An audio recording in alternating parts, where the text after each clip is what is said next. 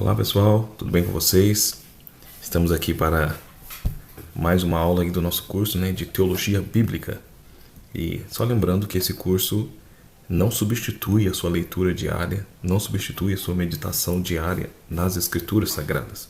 Esse curso de Teologia Bíblica, ele visa a embasar, a te dar embasamento sobre conceitos bíblicos, sobre a geografia bíblica, sobre a geopolítica bíblica, sobre os povos das Escrituras Sagradas e o contexto geral, de todos os livros que compõem as Escrituras. Com esse curso de teologia, a intenção é fazer com que você aprenda a interpretar o texto bíblico fazendo uso do seu contexto, e para isso você precisa ter esse conhecimento histórico e político de toda a formação bíblica, de todo o cenário bíblico. Então é muito importante esse embasamento que nós estamos fazendo.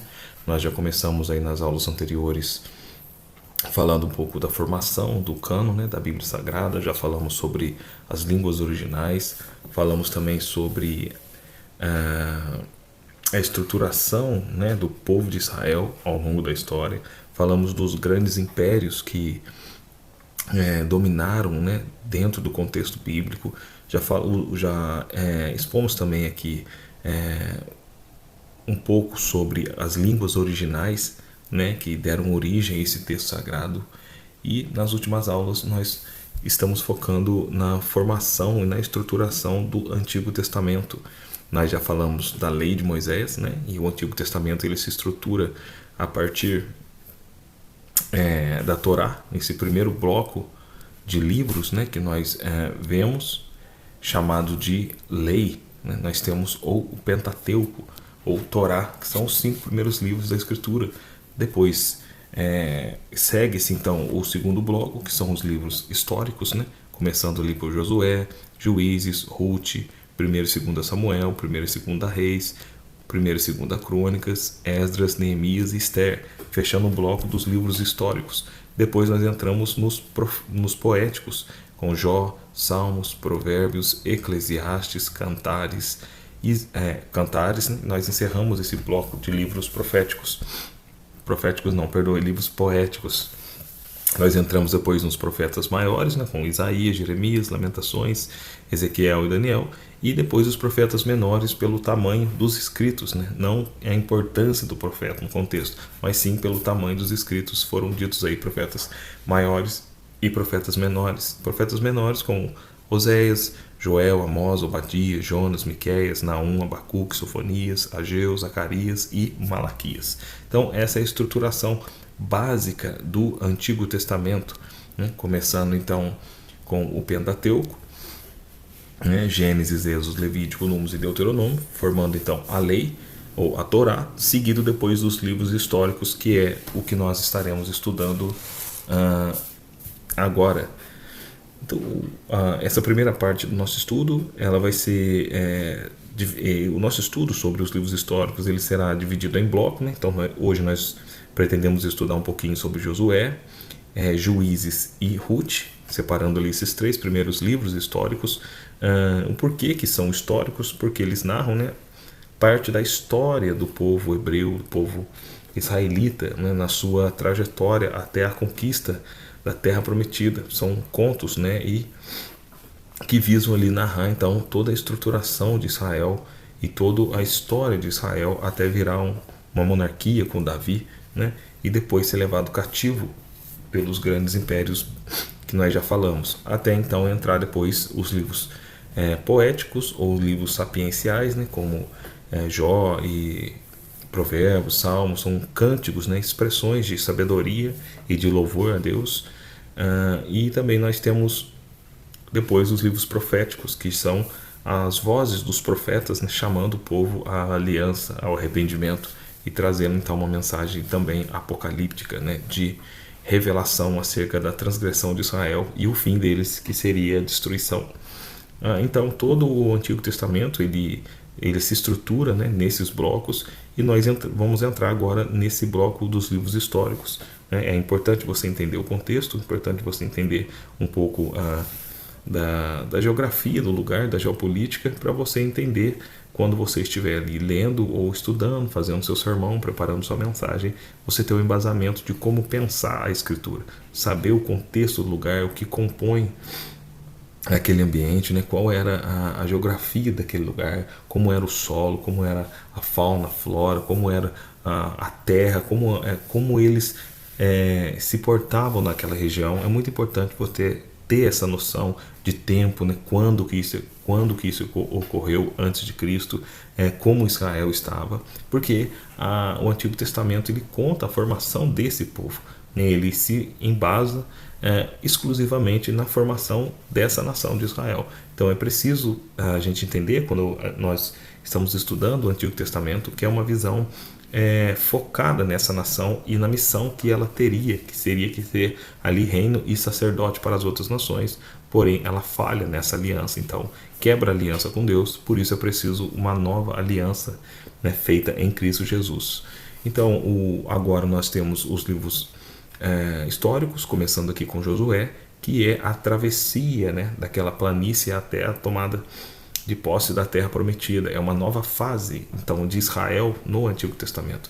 Eles vão deixar de ser um povo nômade, um povo sem terra própria, um povo que vivia mudando de lugares a lugares, né?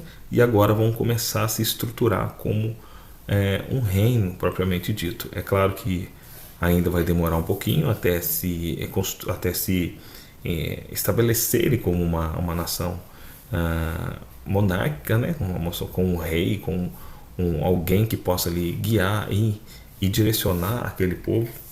Mas esse é o começo, então, da história de Israel, tentando se estruturar na terra como nação, como povo, né? Como um império que tem ali uma terra que o Senhor prometeu para eles. Nós começamos então esse tratado dos livros históricos, uma introdução aqui teológica e da historiografia, que vai te dar aí um pouco de contexto histórico, né?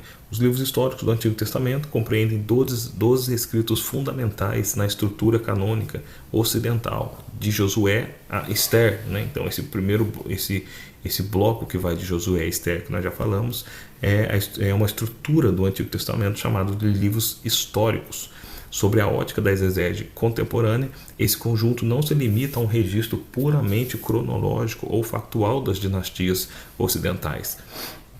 Das dinastias orientais, Trata-se de uma historiografia teológica.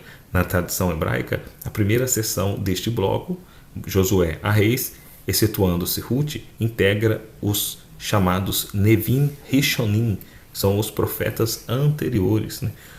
O que realça o caráter de proclamação profética aplicado à leitura dos eventos históricos. Então, para o povo judeu, né, esses livros históricos já têm caráter de livro profético, porque eles também têm um tom profético, né, a respeito dos acontecimentos que ali aconteceram, dos grandes eventos que aconteceram nesse período histórico. Então eles entendem que esses livros já têm um caráter profético, e nós entendemos também que toda a escritura, ela em si, ela é profética, trabalhando também com a revelação, né, e a intenção de Deus demonstrada ali por esses grandes personagens do Antigo Testamento. A análise sistêmica desse período é balizada pela chamada história deuteronomista. O que é isso? Termo cunhado pela crítica bíblica para designar a avaliação ética e teológica da nação de Israel sob o prisma absoluto da aliança renovada nas planícies de Moabe. Ou seja, a partir ali da renovação da aliança, que é o livro de Deuteronômio que nós já estudamos, agora todo esse contexto é avaliado a partir dessa aliança, a partir dessa rememorização, né, do que foi dito sobre a lei lá com Moisés em Deuteronômio, para que agora pudesse embasar o povo em sua estruturação e sua formação como nação, né? O bloco 1, objeto desse tratado, documenta a transição de Israel desde o nomadismo militar até a consolidação tribal fragmentada sob o regime teocrático. O que significa isso? Israel agora ele vai sair de um povo nômade que fica de lugar em lugar e vai começar um processo de estruturação. Só que esse processo ainda é tribal e fragmentado. O que é isso? Nós ainda vemos as tribos de Israel de forma fragmentada e a ocupação da terra também de forma fragmentada. Ainda não tem uma unidade coesa entre Israel e o território de Israel, até porque toda aquela geografia estava totalmente dividida em pequenos estados, cidades-estados, né, dividida entre povos, impérios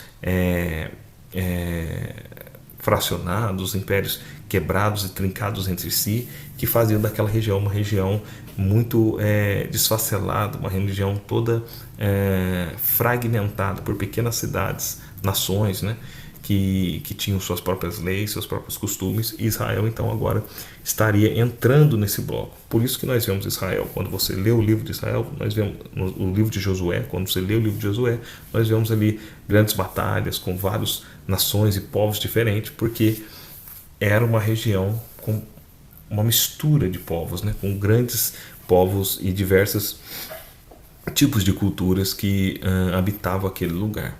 Nós temos então a geografia, a geopolítica e o ambiente arqueológico daquele cenário, né? O cenário geopolítico do Levante. A incursão de Israel e seu posterior assentamento ocorrem na região da Palestina, Canaã, uma faixa territorial de alta relevância estratégica que funcionava como zona tampão. O que é isso, né? É o corredor comercial entre os impérios mesopotâmicos e a potência egípcia. Cronologicamente, o período coincide com a transição da Idade de Bronze final para a Idade de Ferro. O que é isso, Johnny? É a idade onde os povos manuseavam o bronze para a construção de armamentos e na transição desse manuseio agora para o ferro, né? As pessoas começam agora a manusear o ferro e usar o ferro para então construir suas armas, as suas carruagens, os seus aparatos ali de guerra. Por isso que tem essa transição, né, da pedra, do bronze, do ferro. Como o homem utiliza o seu entorno, o material que a terra fornece para se preparar militarmente e economicamente. Por isso que se trata ali da fase de bronze, fase de ferro e tudo mais. É como o homem consegue agora dominar o seu ambiente, o seu entorno, para produzir então a sua subsistência. Então nós temos ali esse colapso da Idade de Bronze, né, cerca de 1200 anos antes de Cristo, período em que o Império Hitita desmoronou e o novo Império Egípcio perdeu drasticamente sua hegemonia sobre as províncias asiáticas. Então nós temos agora o Egito perdendo parte da sua proeminência, da sua influência e dominância naquela parte, né?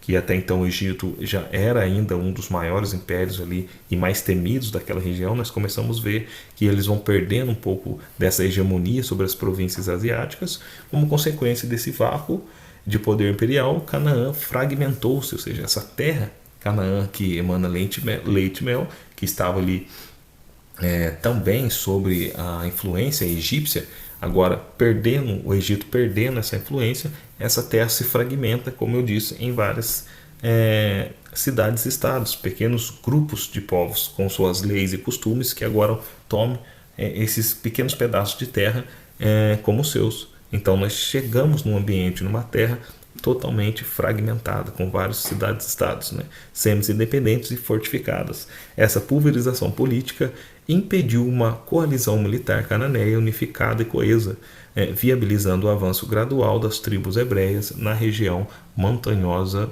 central. O que é isso? Então, foi essa fragmentação nesse território que abriu o caminho para que então Josué pudesse avançar dentro daquele território, conquistando e destronando vários reis. Quando você lê o livro de Josué, você vê a quantidade de reis que Josué lutou e venceu, né? Nós temos lá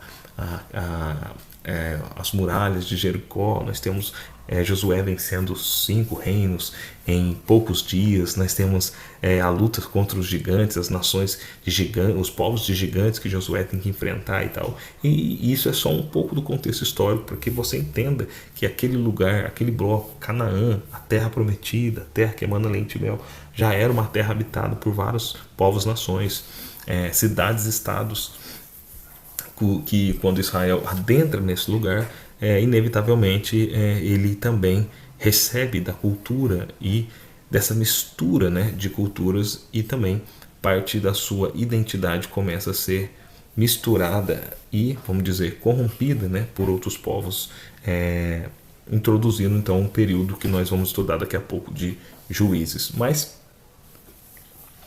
nós faremos agora uma análise exegética desse primeiro bloco, né, que eu já falei, Josué, Juízes e Esther. Falando um pouquinho de Josué, nós vamos agora tratar um pouco do contexto do livro de Josué, né, a figura de Cristo também centrada ali em alguns eventos do livro de Josué, para que a gente possa então entender um pouquinho mais desse livro maravilhoso. Então, o livro de Josué, né, a conquista e a posse da herança daquilo que foi prometido lá para Abraão, agora começa a ganhar corpo, começa a ganhar realidade com Josué avançando na terra.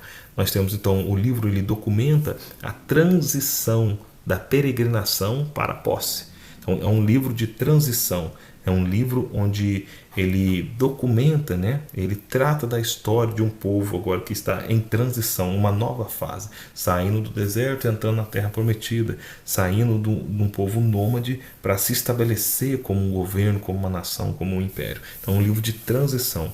Por isso, nós vemos em Deuteronômio que Moisés repete a lei, repete as ordenanças divinas para que então eles possam se estruturar com uma base sólida, né? E então obedecendo à vontade de Deus. O livro estrutura-se de forma tripartite. O que é isso? Os preparativos e travessia do Jordão, você pode encontrar isso do capítulo 1 ao capítulo 5. É bom você anotar isso na sua casa aí, para você entender toda a divisão do livro. Nós temos as campanhas militares, né, de 6 a 12, e a distribuição geográfica das heranças tribais, do capítulo 13 a 22, finalizando com a exortação pactual de Josué, no capítulo 23 e 24.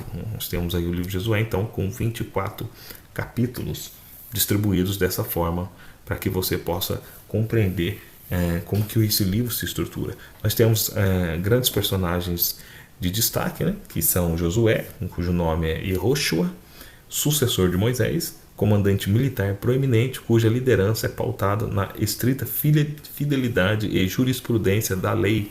Moisés, ele é o Josué, ele é um fiel cumpridor da lei, né, e das instruções entregadas a ele por Moisés. Nós temos também Raabe, a estrangeira inserida na comunidade israelita por sua confissão de fé e assistência logística aos espiões, tornando-se ancestral direta da dinastia davídica e também se encontrando depois lá na genealogia de Jesus, né? Raabe, cuja história ali é muito importante, porque ela abrigou os espias de Josué e de alguma forma recebeu graça divina e foi salva, né, naquele contexto.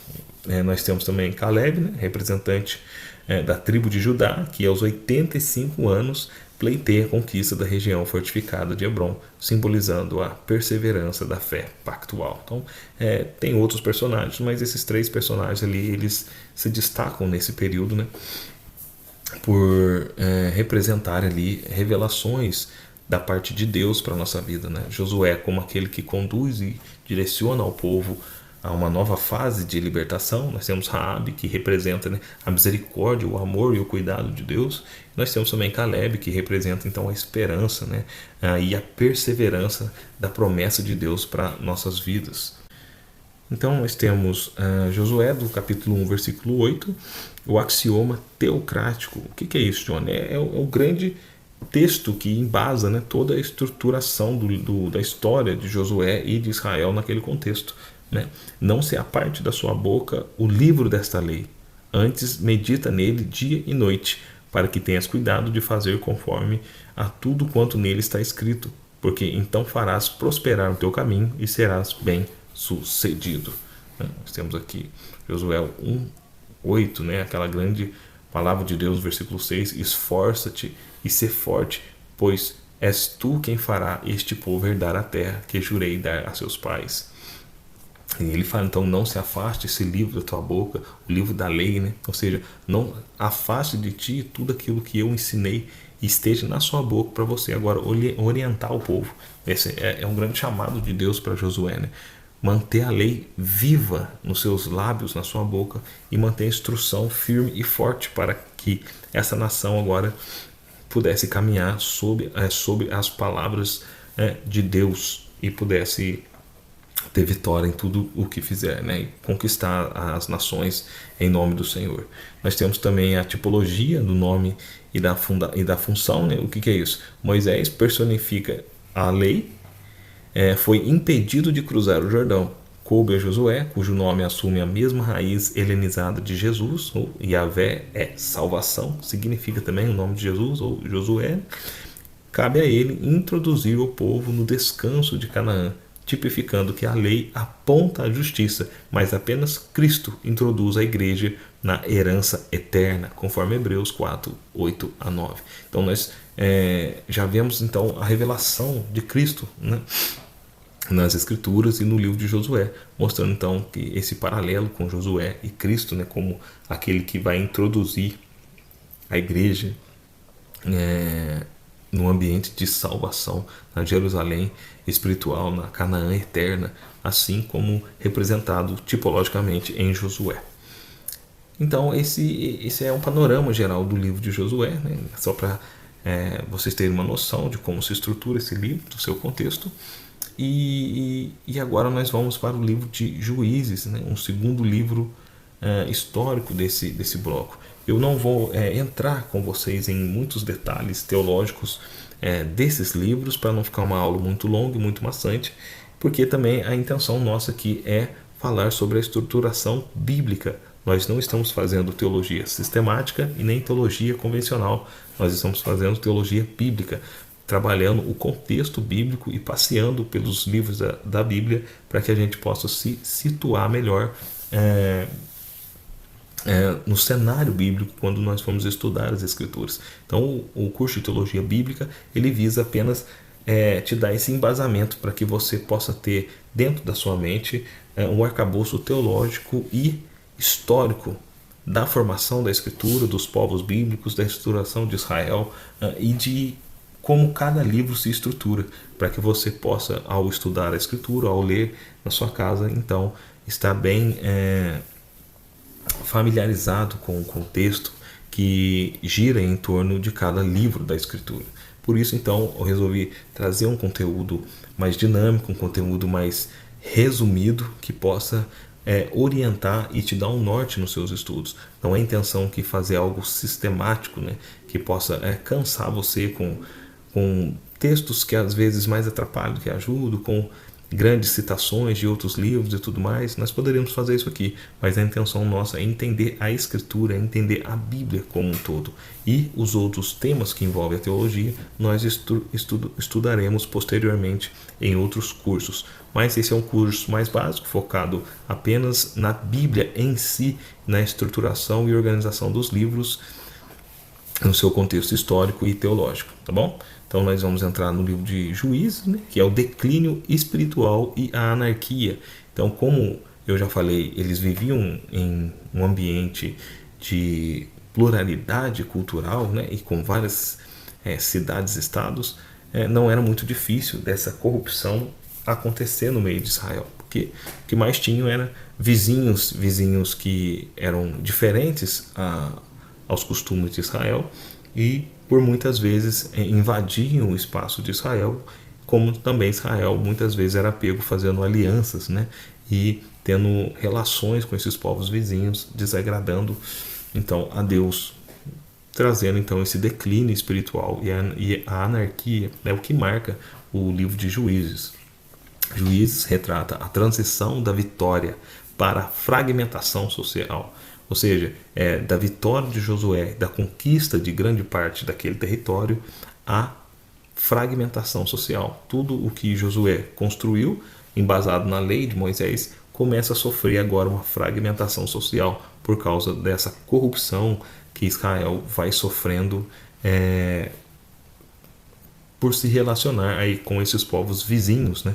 Ele vai perdendo sua identidade em Deus, né, em Yahvé, e vai agora tomando conhecimento e vai ganhando uma nova roupagem à medida que ele se mistura e se relaciona com esses povos ao seu redor.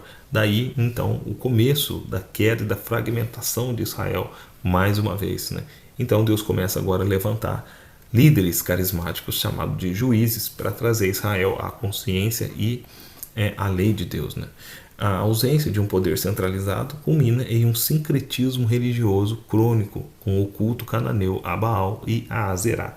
É o que eu falei. Então, a ausência de uma unidade, né? A ausência de um líder marcante, né? Claro, depois da morte de Josué e esses grandes homens que estavam junto com Josué na governança, na liderança daquele povo, agora acontece então um sincretismo religioso. E é o que? A mistura da religião do povo de Israel, né, da lei, com a religião dos povos vizinhos, né, trazendo então ali a idolatria para o seio de Israel, com o culto a Baal e a Azerá, deuses de outros povos, né, deuses cananeus que já estavam naquela região.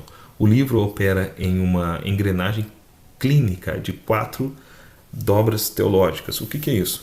A apostasia, que é o juízo, opressão estrangeira, né? No caso, o juízo contra Israel é a opressão estrangeira, quando Israel ele comete apostasia, se desvia da parte de Deus, vem então a opressão dos povos estrangeiros. Nós temos o clamor do povo, né? E o levantamento de um libertador, que é o Shofet, ou seja, então quando Israel ele cai em apostasia, ele vira alvo de opressão estrangeira, ele é dominado por outros povos, depois ele se arrepende e clama a Deus, Deus levanta um líder para libertar esse povo, e esse líder é chamado de juiz, daí o nome do livro de Juízes, né? Desses líderes carismáticos que deram direção e ordem para Israel. Uns desagradaram a Deus, outros agradaram a Deus. É uma história então de queda e levante do povo de Israel, trazendo ali a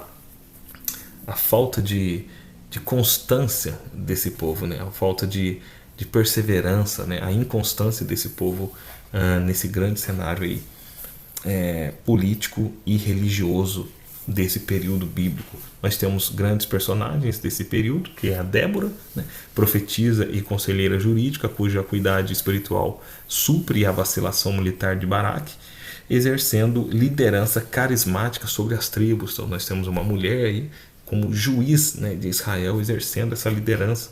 Depois você dá uma paradinha lá, vai ler o livro de Juízes. Como eu falei, esse curso não substitui a sua leitura diária, não substitui a sua meditação diária. Ele serve apenas para te dar um direcionamento e um arcabouço histórico e teológico para que você possa se situar melhor no campo bíblico.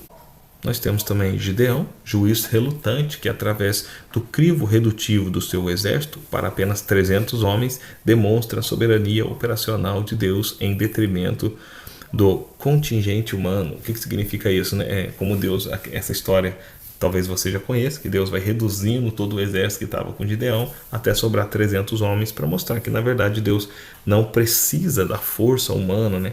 Deus pega aquilo que é loucura e mostra que ele é Deus através daquilo que é fraco, daquilo que é pequeno, para mostrar para Josué que Deus, para mostrar para Gideão que Deus estava com ele e era Deus quem daria a vitória para Israel naquele contexto, né?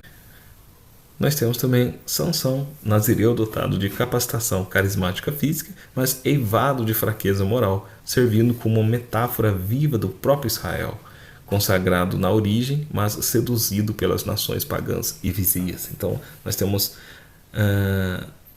Sansão como esse grande retrato de Israel, né? Só era forte quando Deus estava com ele e quando obedecia a Deus.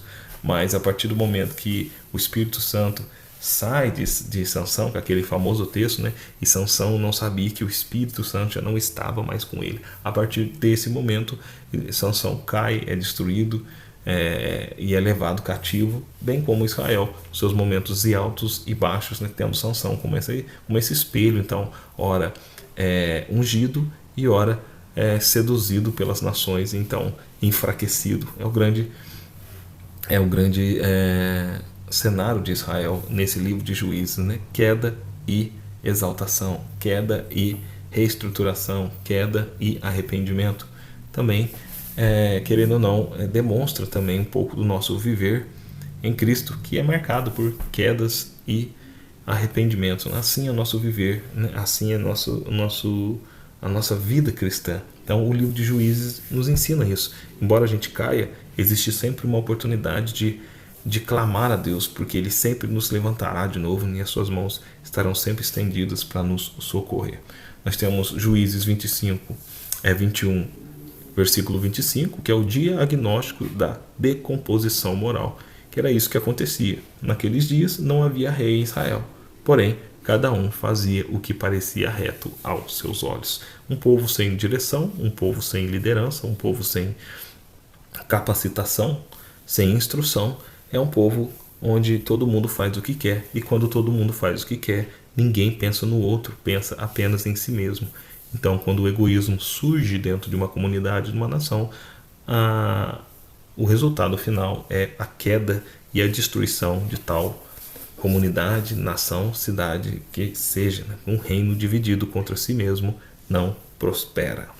Nós temos também a revelação de Cristo em Juízes, que é o anjo do Senhor, em episódios chaves, como nos chamados de Gideão, no capítulo 6, e dos pais de Sansão, no capítulo 13. O anjo do Senhor manifesta-se exercendo prerrogativas divinas, operando prodígios, consumindo sacrifícios e declarando que seu nome é maravilhoso e incomparável, né, conectando-se diretamente à linguagem messiânica de Isaías 9:6, né, que ele é maravilhoso, conselheiro, Deus forte. Nós temos a presença do anjo falando com o pai de Sansão, né? Por que perguntas quem eu sou? Por que perguntas meu nome? Você vê que eu sou maravilhoso nessa passagem extraordinária desse livro de Juízes, né? Mostrando que Deus está sempre presente também com o seu povo. Nós temos também os libertadores como tipos imperfeitos, né?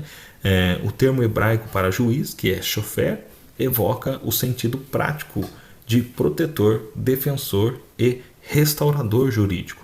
Cada intervenção libertadora aponta tipologicamente para a soteriologia crística, na qual Jesus quebra de forma cabal a opressão do pecado e do adversário. Então, a cada período, né, dessa queda e desse arrependimento, Israel tem já uma tipologia da salvação de Cristo, quebrando então a força que faz com que aquele povo caia e dando vigor para que aquele povo se levante, que é a salvação que Cristo deseja para nossas vidas. Esse então é o cenário do livro de Juízes, né? Um cenário de queda e de arrependimento, e é um cenário também que demonstra a fragmentação de Israel pela idolatria e o perigo da idolatria para a nação de Israel, que é o que nós vamos ver também nos estudos posteriores quando chegarmos ali nos livros proféticos, né?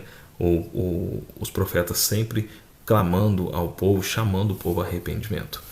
E chegamos então no livro de Ruth, para a gente terminar essa nossa aula de hoje, esse primeiro bloco dos livros históricos. O livro de Ruth, né, que é a redenção provedora e a linhagem real. Uma grande história, uma história bem bonita. Você com certeza já ouviu pregações, já leu, já conhece a história, né?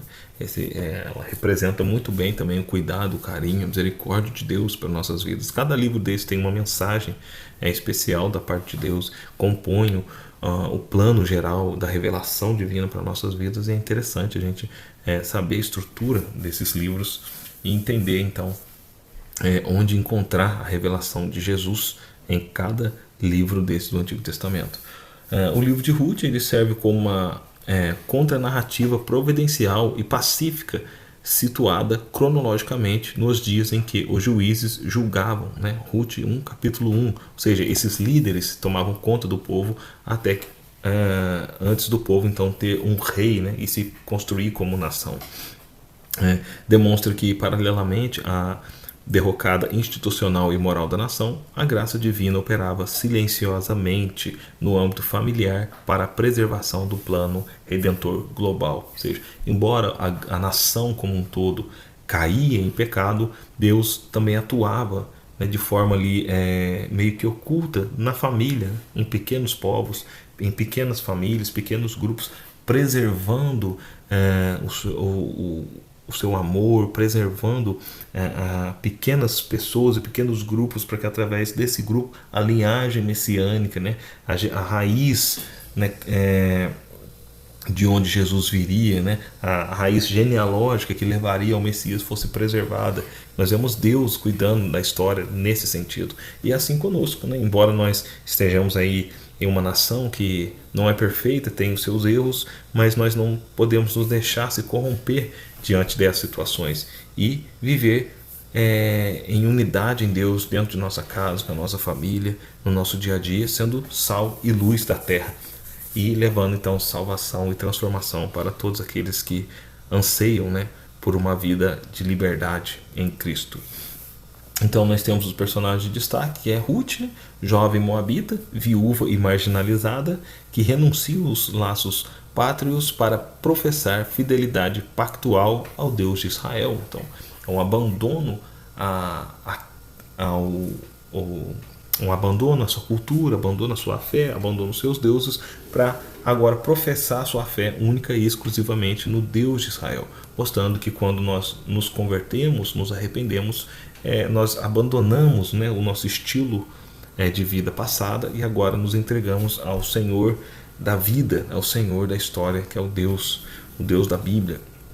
Nós temos também Noemi, matriarca esvaziada pelas tragédias no ambiente da diáspora, que experimenta a restauração vital por meio da providência legal e familiar. Deus cuidando também da família, provendo salvação, alimento e segurança para aquelas pessoas. Nós temos Boaz, agricultor devoto de Belém, que ao observar estritamente os mandamentos do amparo social da Torá, assume voluntariamente o encargo de resgatador. Então, o que é isso?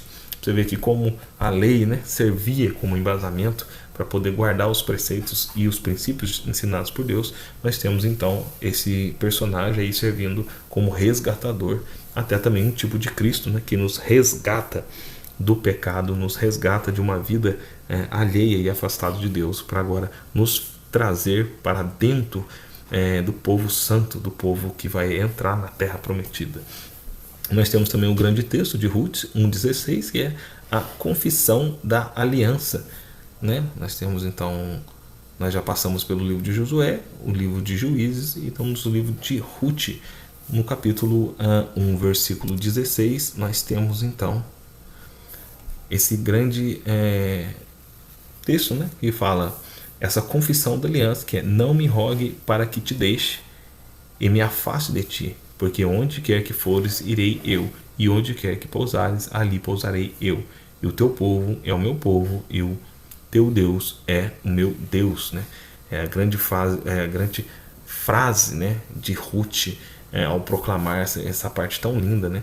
Mais uma vez aqui no versículo 16, disse, porém, Ruth, não me instes para que te deixe e me obrigue a não seguir-te, porque onde quer que tu fores, eu irei, e onde quer que pousares à noite, ali pousarei eu. O teu povo é o meu povo, e o teu Deus é o meu Deus. Glória a Deus pela vida de Ruth e por esse princípio tão forte que ela nos deixou através desse livro. E nós temos também a revelação de Cristo em Ruth, né? O parente remidor, né? E nós encontramos na história. O construto teológico central de Ruth repousa na instituição jurídica do Goel, que é o parente remidor, fundamentado em Levítico 25:25, Deuteronômio 25, de 5 a 10. Para que um indivíduo pudesse remir uma propriedade alienada ou dar continuidade à descendência de um falecido, 3 prerrogativas eram impositivas. O que é isso? Para que ele precisava ser um parente consanguíneo legítimo, possuir as credenciais financeiras para quitar o débito e manifestar o desejo voluntário de efetuar a transação. Boaz cumpre com exatidão esses princípios, esses requisitos, né? Então, ele cumpre exatamente as bases para que pudesse ser o remidor, né? Sendo também ele um tipo de Cristo, aquele que paga a dívida, né? Aquele que compra porque tem o sangue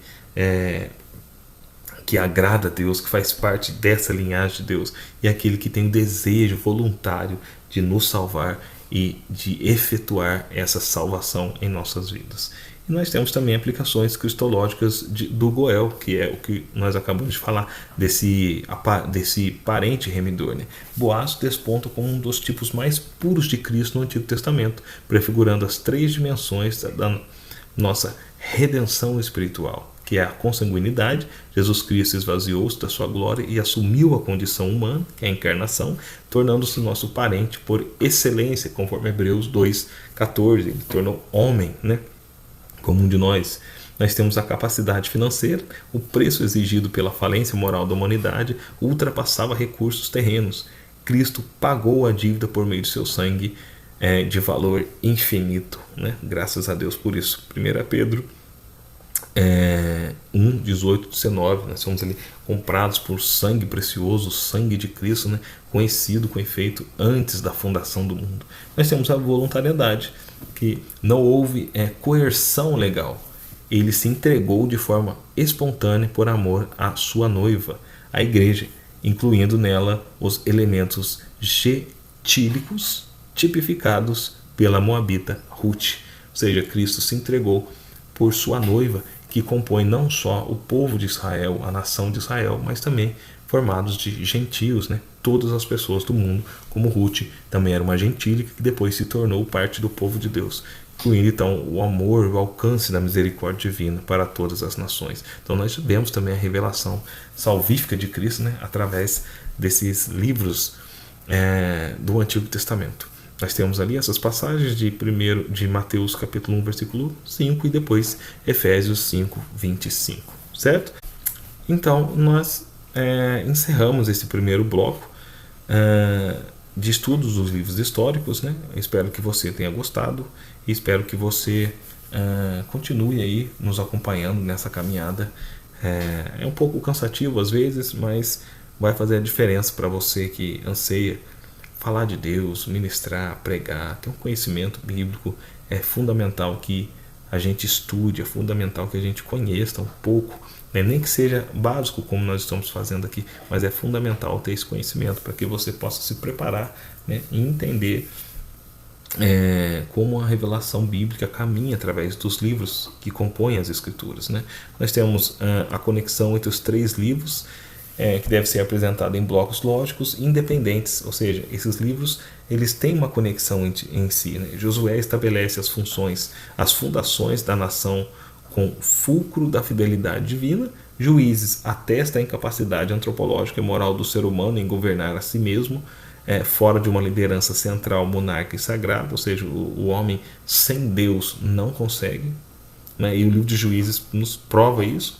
E Ruth introduz o elo providencial invisível que une o caos dos juízes à promessa dinástica de Davi e, por conseguinte, o nascimento do Messias na cidade de Belém. Então, até mesmo nesse caos de queda e levante do povo de Juízes, Deus tem o cuidado do seu povo, cuidando ali então para que o Cristo nasça dentro, né, dos corações das pessoas, preservando a linhagem messiânica e salvífica do nosso Senhor Jesus Cristo. Amém?